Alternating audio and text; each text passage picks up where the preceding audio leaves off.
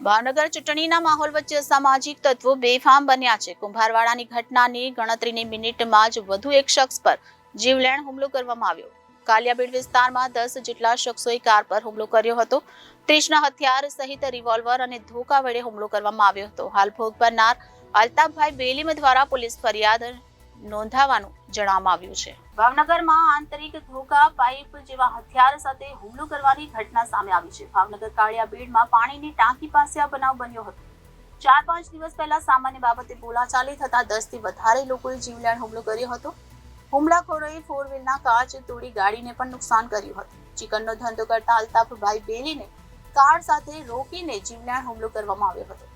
ફારૂકભાઈ, રફીકભાઈ સહિત બીજા અન્ય ઈસમો દ્વારા આ જીવલેણ હુમલો કરવામાં આવ્યો હતો. ફારૂકભાઈના હાથમાં બંદૂકો હોવાનું ભોગ બનનારે જણાવ્યું હતું. હાલ ભોગ બનનાર અલ્તાફભાઈ બેલીમ દ્વારા પોલીસ ફરિયાદ નોંધવામાં આવી છે. ભાવનગર ચૂંટણીના માહોલ વચ્ચે સામાજિક તત્વો બેફામ બન્યા હોય તેમ લાગી રહ્યું છે. કુંભારવાડાની ઘટનાને ગણતરીની મિનિટમાં વધુ એક શખ્સ પર જીવલેણ હુમલો કરવામાં આવ્યો. કાળિયાબીડ વિસ્તારમાં 10 જેટલા શખ્સોએ કાર પર હુમલો કર્યો હતો. ત્રિશના હથિયાર સહિત રિવોલ્વર અને ધોકા વડે હુમલો કરવામાં આવ્યો હતો. અલ્તાફ બેલીમ નામના શખ્સ પર હુમલો કરવામાં આવ્યો હતો. આ હુમલામાં કારના કાચ તોડી આ શખ્સ પર હુમલો કરવામાં આવ્યો હતો. અલ્તાફ પોતાનો જીવ બચાવી એ ડિવિઝન પોલીસ સ્ટેશન પહોંચ્યો હતો, જ્યાં તેને હુમલાખોર પર ફરિયાદ નોંધાવવાની કાર્યવાહી કરી છે. હાલ પોલીસે ફરિયાદ નોંધી આગળની વધુ તપાસ હાથ ધરી છે. ભાઈ તમારું નામ? અલ્તાફભાઈ ઇબ્રાહીમભાઈ બેલીમ. અલ્તાફભાઈ કઈ જગ્યાએ રહો? મીપરા. શું થયું ભાઈ? કાળિયાબીડ પાણીની ટાંકી પાસે એ લોકો ફારૂક ખોખર અને રફીક ખોખર 10 જણા છરી, તલવાર, ધોકા અને બંદૂક લઈને મારી ગાડી ઉપર માર્યા અને મારી ઉપર જાનલેવા હુમલો કોશિશ કરી. શું લેવા મારી?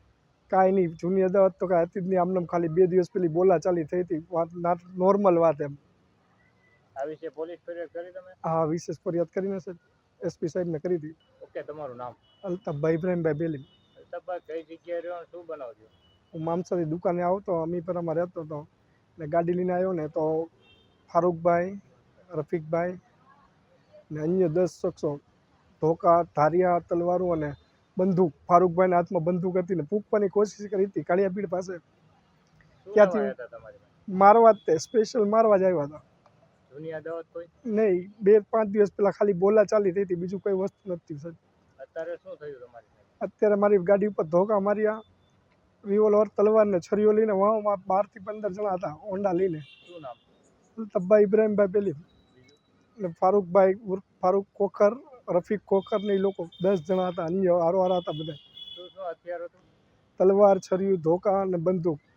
બનાવ કઈ જગ્યા બની? કાળિયાબીડથી પાણીની ટાંકી પાસે. અલ્તાફભાઈ ઇબ્રાહીમભાઈ બેલીમ.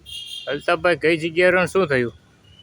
કાળિયાબીડમાં હું અમીપરામાં રહું છું ને કાળિયાબીડમાંથી ગાડી લઈને આવતો તો ફારૂકભાઈ, રફીકભાઈ ને અન્ય 10 શખ્સો ધબ્બી તલવાર, છરીઓ અને બંદૂકો લઈને મારી વાંહે પડ્યા ને ધોકાને ગાડીને મોડી નાખી.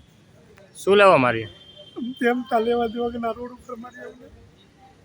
Reporter Firoz Malik, Janadesh news, Bhavnagar.